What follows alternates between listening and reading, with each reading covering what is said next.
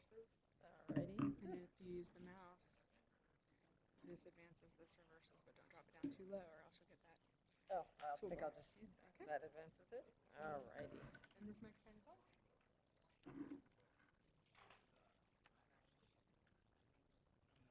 Whenever you're ready. Good morning. My name is Lohrli-Kirk. This is Neal Saito, and we're going to be presenting what the IV&V can learn from whitewater rafting guides today.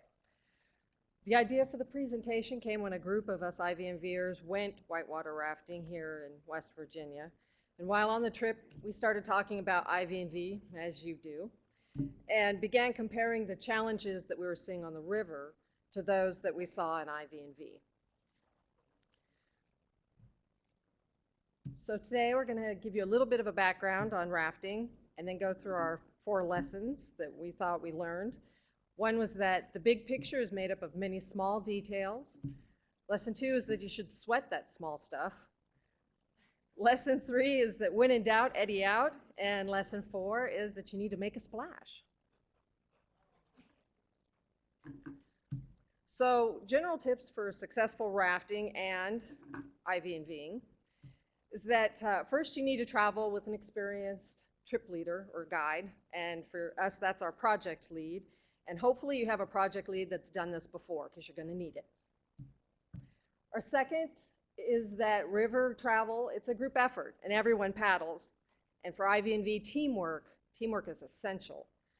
Everyone needs to do their share, and you all need to paddle towards your common goal. And I know from our trip that our river guide's favorite phrase seemed to be paddle harder.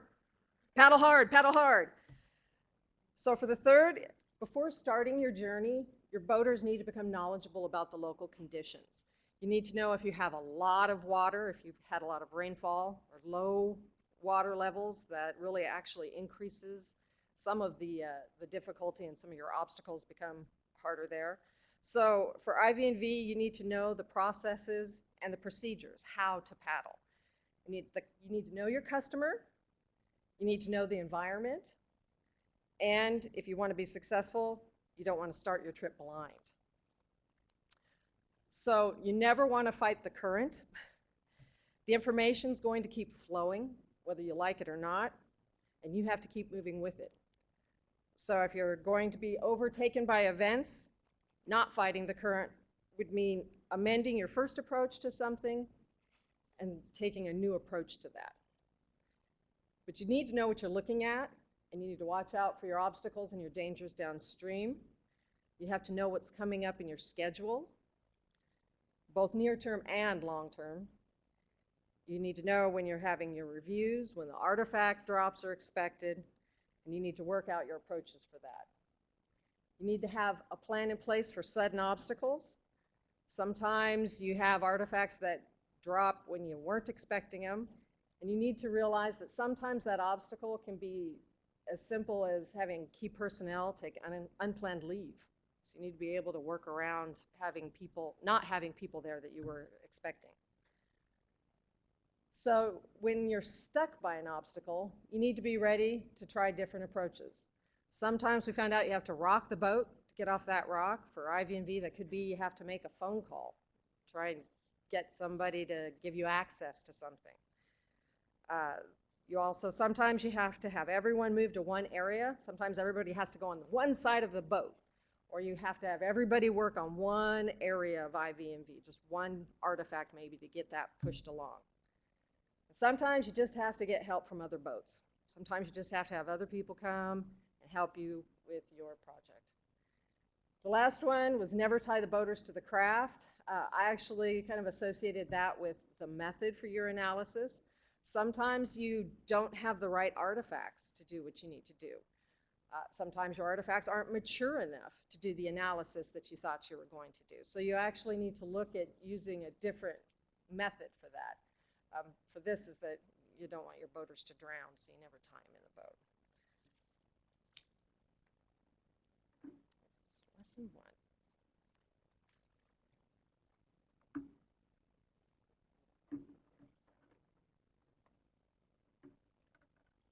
Okay, so on a rafting trip, the guide is the person primarily responsible for the safety of everybody in the boat.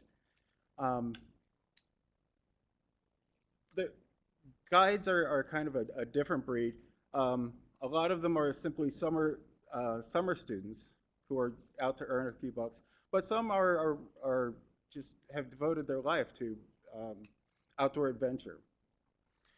They're usually independent contractors. That's so that the outfitters don't have to pay them by the hour if the trip goes long.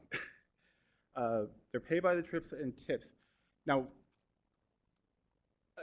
a tip from a customer is sort of a gratitude for, thanks for keeping me safe.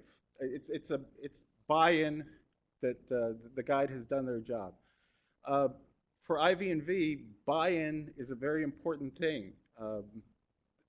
If our customers don't believe that they're getting value from what we're doing, then they're not really going to actually receive all the total value of our efforts. Okay, training. The training that the guides get, it's usually done over a series of weekends in the spring. It gives them the minimal technical skills to be a boater. But what guides learn in training is not what makes great raft guides. It's a necessary but not a sufficient condition to being a good guide. Likewise, technical knowledge is minimal for being a good IV&Ver, but it's not sufficient for being a good IV&Ver. The tools that they have all are related to keeping the customer safe and being able to navigate the boat.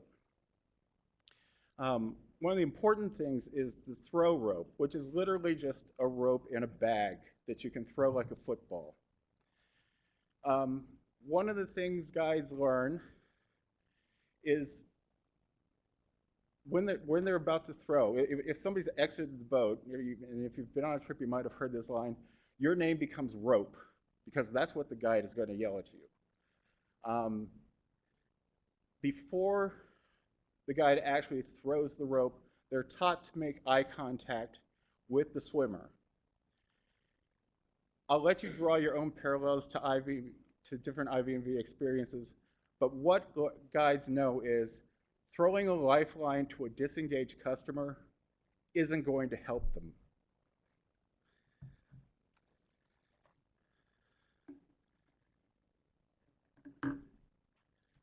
Okay, so lesson 1. The big picture is made up of many small details. The way I like to put that is it's important to understand both the forest and the trees.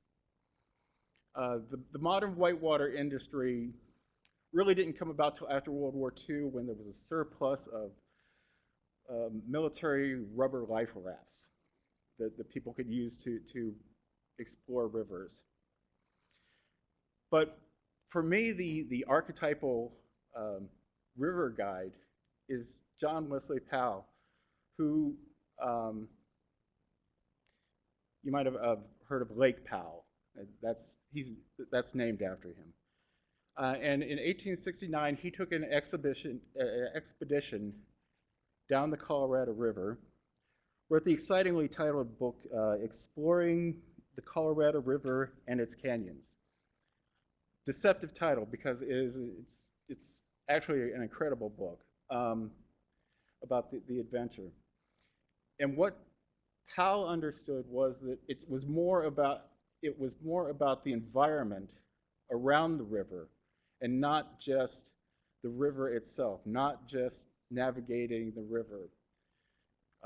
Powell talked about the geology, the culture and history of the native peoples who lived on the river, the flora and the fauna. He understood that the entire environment is what made up the wonders of the river.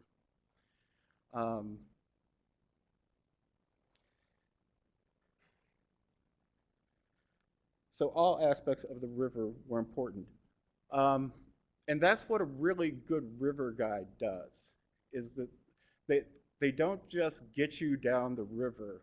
They give you a sense of what's wonderful about the river. They give you a sense of how great things are. Unlike IV&Vers, river guides can make things up, and tall tales are part of any good river guide's repertoire. But in my personal experience, what's made some really great raft guides is they don't have to make anything up. They can communicate the wonder of the river just as it is. In IV&V, I found that true. The mission is our river. And understanding the entire environment is important to what we do on IV&V. I can only talk about NASA IV&V, but in other fields, medical devices or automobile systems, I'm sure it's the same. The best IV&Vers are the ones who know the entire environment. The best IV&Ver will be somebody who's never actually analyzed the GNC system, who can tell you details about the GNC system. The best IV&Vers, one of the things that's impressed me here in the time I've been here, I was here as the shuttle program ramped down. And a lot of people here have worked on IV&V of the shuttle, but we also have a lot of people here who have had other roles in working on the shuttle program before they came to IV&V. And as the shuttle program ramped down, you could just feel this sort of reverence for this set of missions. People understood what they were doing, and they understood the importance of what they were doing. So they understood both the big pictures as well as all the details. They understood the technology, but they also understood the importance of the overall mission.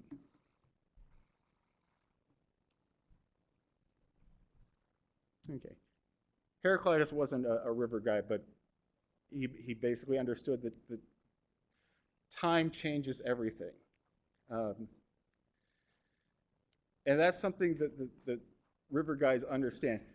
Part of understanding all aspects of the environment of the river is understanding that the river changes from day to day. The environment changes from day to day. If nothing else, the weather changes from day to day. And when most people think of whitewater, they think, oh, it's chaotic, it's totally unpredictable, which isn't quite true.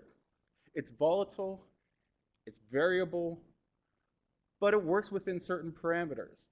The banks of the river usually tend to stay in the same places. The big rocks usually tend to stay in the same places. Absence of like a 500-year flood that we had on the Cheat in 1985, which totally rearranged the river, the channels are going to run pretty much the same every day. What makes whitewater is that the various obstacles in the stream are creating conflicts of streams of water that create a churn. So in IV&V, just the way that a river trip is a series of rapids, an IV&V project can largely be seen as a series of milestone reviews. And as you get to the milestone reviews, you'll notice that things get volatile, they get choppy, they get seemingly chaotic. So a good IV&V, or like a good guide, understands, yes, things are volatile, things are variable, but that's part of the job. Whitewater is volatile and variable. So is information as it approaches a deadline. So that as we go from the various milestones of concept, design, testing, implementation, we have to understand that while it does stay within certain parameters, that day to day there are going to be changes, and we would love it if documents never changed, if requirements never changed, if other things never changed, but they do, and that's just something a good IV&Ver is going to have to deal with.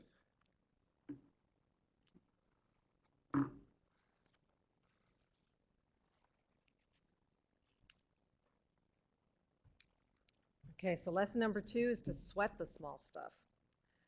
So your high likelihood hazards, those ones are likely to happen. And everyone dreads the big problems. But, and they do what they can to prepare for them. But it's often the little things that are going to get you. So you actually need to make sure that you're mitigating even for those low impact hazards. So we say here, most injuries on a river trip, they actually happen getting on the shore or getting off of into the boat from the shore. Your rocks get slippery, and you actually have more injuries there than you do actually out on the river in the whitewater. And strong project management and attention to detail kind of falls in with that. You have to have good preparation before you start your project, getting into the boat, and you also need to have good project management at the end when you're getting out of the boat and your wrap up. We say where the customer is most comfortable is actually most often where bad things happen because you're paying less attention to that situation. So you really need to pay attention to the minutia of the situation, especially your documentation. And as engineers, we hate documentation. We really do. We like to do stuff. We don't want to write about the stuff. So you've got to do it, and it'll keep you from tripping up on that exit. You need to make sure that you write down how you got to the conclusions that you made. You know, how you did that software trace, how you found the problems, and exactly why it's a problem. And sometimes that's mainly to protect the company, because if something happens to you, if you get put on a different project or maybe get hit by a bus, then the company can actually, someone can step in and figure out what you did and why you made those conclusions. So you really do need to sweat the small stuff. It becomes exponentially more important as your program goes on.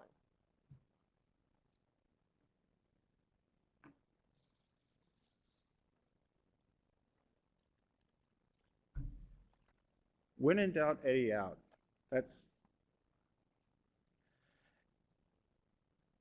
I heard that from a guide once, and it sort of made a lot of sense to me. And I'll explain Eddie's in a minute. But basically what we're talking about here is mindfulness. It's what athletes do naturally. And a group of academics from the Systems Engineering Department at Wayne State University did a study of what goes into making a good decision in terms of product failure management. What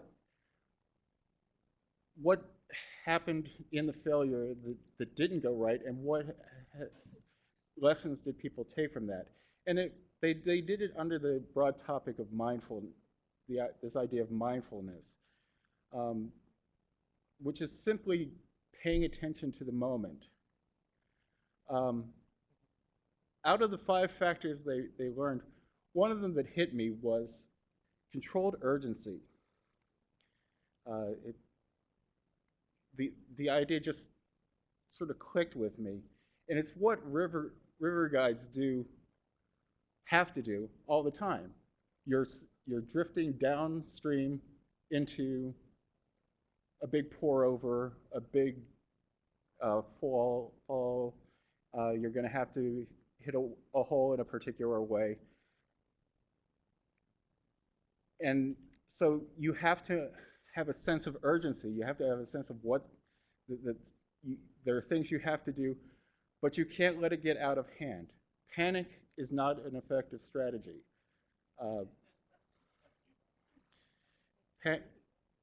Panic will get your boat flipped. But not having anything to do there's no rapids on the river, you're just lazily floating down the river, you don't really have to make any decisions. You just sort of lie back, let the river take you.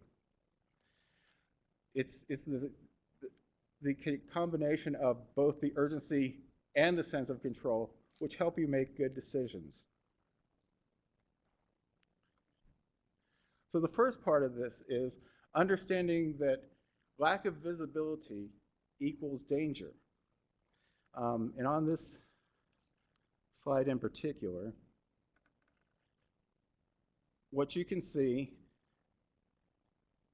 is that the Class 5 rapid looks a lot like the Class 4 rapid in some ways.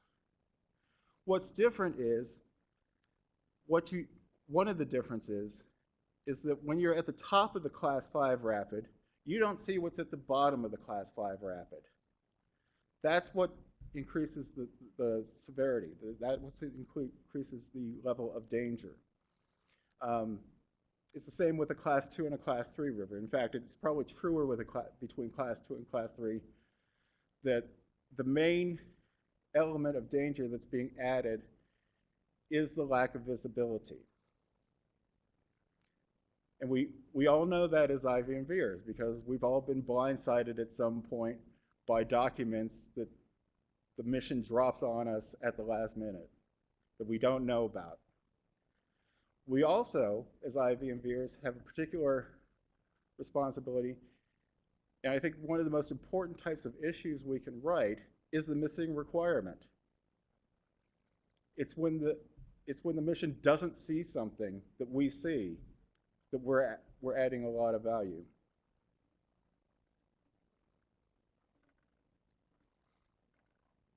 Now, eddies.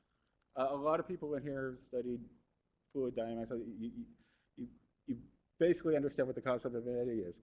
Basically, an eddy is a void in the river where the dominant stream is going downstream, but the void is causing water to flow backwards upstream.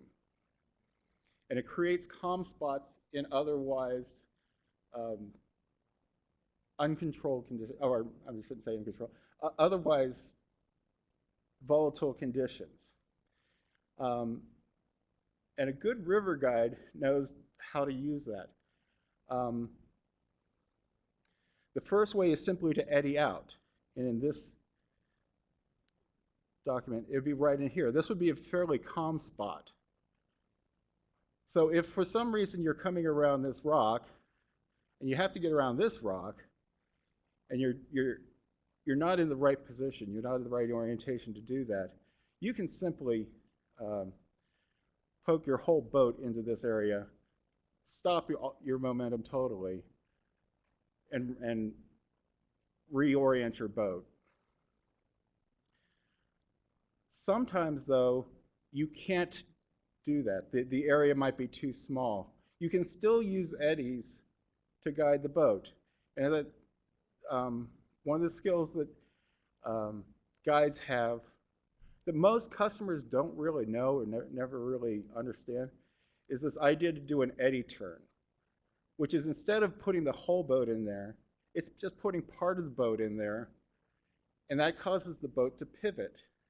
The dominant downstream current is going to cause the boat to pivot. One of the reasons most customers don't know about this is because at that point, the guide is basically yelling as Lord, paddle harder. All you know as a customer in the boat is that you're paddling real hard and the boat doesn't seem to be going anywhere. But what the guide is doing at that point is simply using this technique to reorient the boat so that it can make the next challenge, whatever that challenge might be.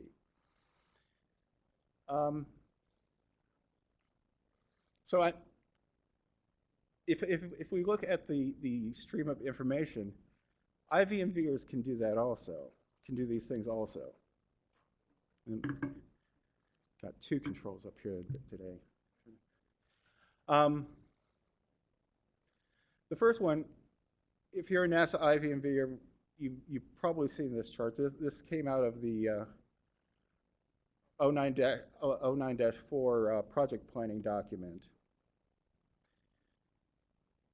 And we actually do have a provision for editing out. You can go back from execution back to planning. You basically regroup, rescope, and reorient. That's what a guide does. And that's what an IV&Ver can do if the situation seems to be heading to an out-of-control situation. It's better to get out of the mainstream, to get out of the swift current, than to flip your boat. Likewise, IV&Vers can do what is essentially an eddy turn. Now, on the Mars Science Laboratory project that we worked on, one of the things we did as we approach launch, which is probably the most volatile time, unfortunately. It shouldn't be, but in most cases, as you approach launch, it's the most volatile time, is to we undertook the fault monitor database analysis. And what that actually was doing was using various streams of analysis that we were doing separately. It pushed our analysis in a direction that we wanted to go by using the various streams to reorient our overall analysis mission. And that way we were using the fast current of documents that we were getting to actually achieve a mission, to add value to what we're doing. And one of the facts of controlled urgency is that as the situation becomes more volatile, IV&Vers are providing more certainty. And certainty in a volatile environment is extremely valuable.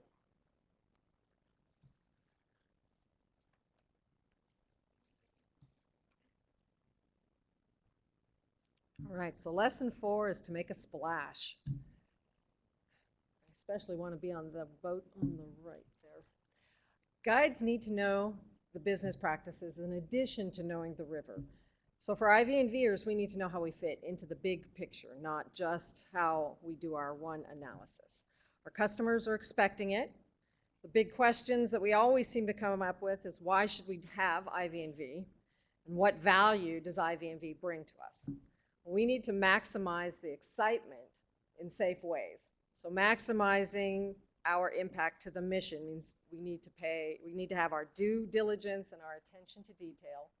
We need to make sure that we answer those 3 questions of ensuring that our product does what it's supposed to do, when it's supposed to do it, it doesn't do what it's not supposed to do, and that it takes into account our adverse conditions. And then we also need to take a close look at the issue severities that we're coming up with in our assurance statements, and we need to ensure that those assurance statements are thorough and accurate. We need to make sure that we don't have a heartbleed situation from Rick's thing before about they never tested something and it came out and bit them later, because our customer satisfaction is vitally important here.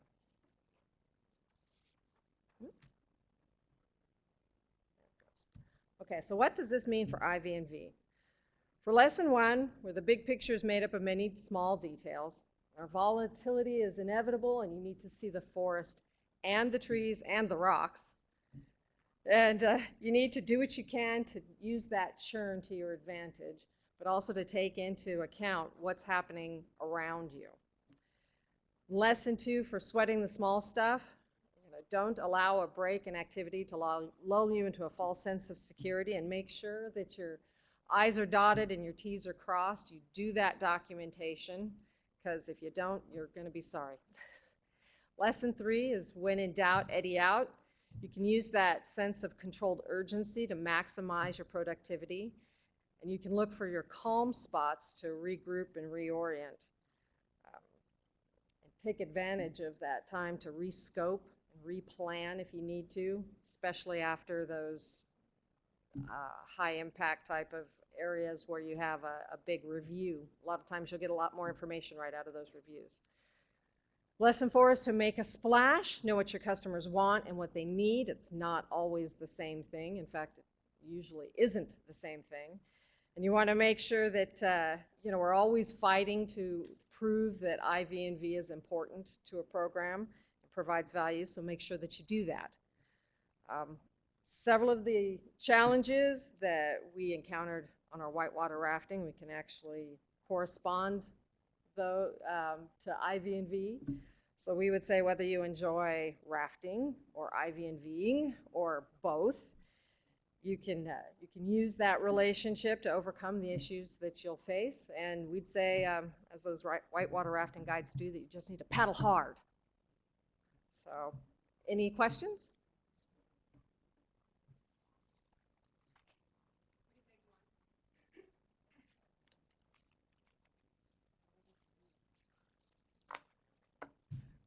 I'd just like to say I thought it was a clever analogy, but when you were speaking, I thought there were a few moments it was really, really good, because I think when you were talking about IV&V, you were really speaking from the heart, and you just kind of grounded, and I could see the emotion, and I thought your speech was great, and thank you.